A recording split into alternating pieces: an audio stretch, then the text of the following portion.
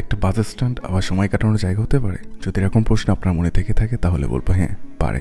একটি bus stand যদি পার্কের মতো সুন্দর সাজানো গোছানো হয় তাহলে অবশ্যই সেখানে পরিবার নিয়ে একটি সুন্দর সময় কাটানো যায়।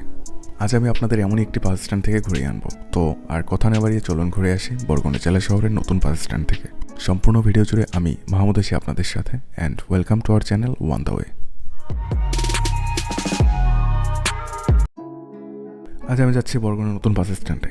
এই বাস স্ট্যান্ডের অবস্থান শহরের কোলাহল থেকে একটু দূরে। এই দূরে অবস্থানের কারণে কিছুটা সুবিধা এবং অসুবিধা দুটোই রয়েছে। সুবিধা হলো বাসের যানজটটা শহরের ভিতরে হয় না। আগে বাস ছাড়া 2-3টা জায়গা থাকলেও বর্তমানে এক জায়গা থেকেই সব ধরনের বাস পাওয়া যায়।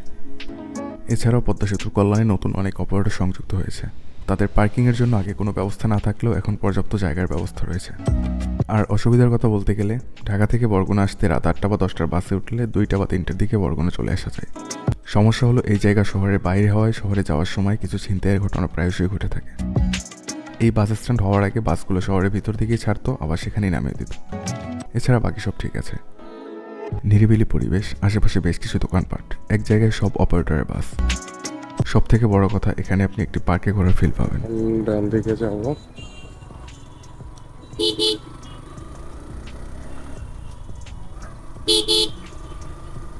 এটা হচ্ছে টাউন হল ব্রিজ। আগে ঢাকার বাসগুলো ব্রিজের দুই পাশেই থামানো থাকতো।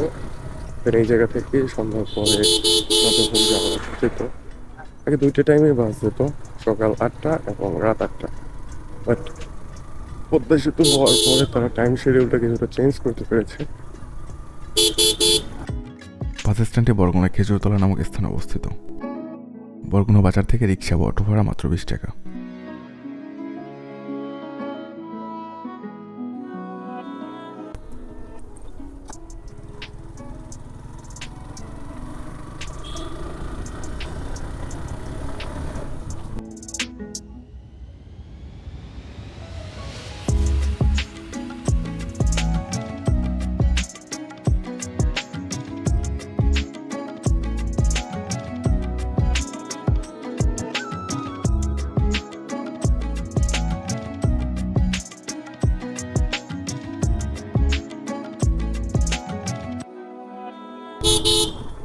এই ডান দিকে হচ্ছে নতুন বাস স্ট্যান্ড।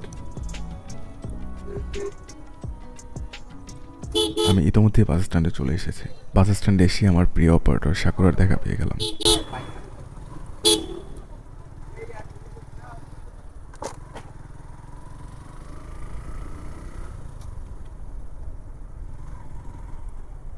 তো আপনারা বাস স্ট্যান্ডের সৌন্দর্য উপভোগ করুন।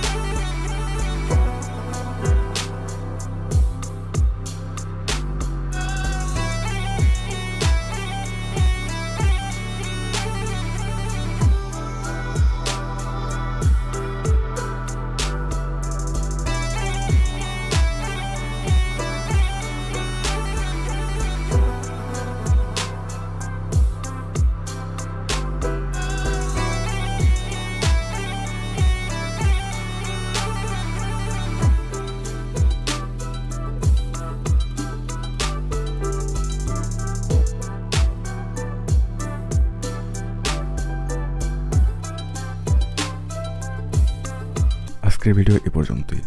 পরবর্তী ভিডিও দেখার আমন্ত্রণ জানিয়ে আজ বিদায় নিচ্ছি। সবাই সুস্থ থাকবেন, ভালো থাকবেন। আল্লাহ হাফেজ, আসসালামু আলাইকুম।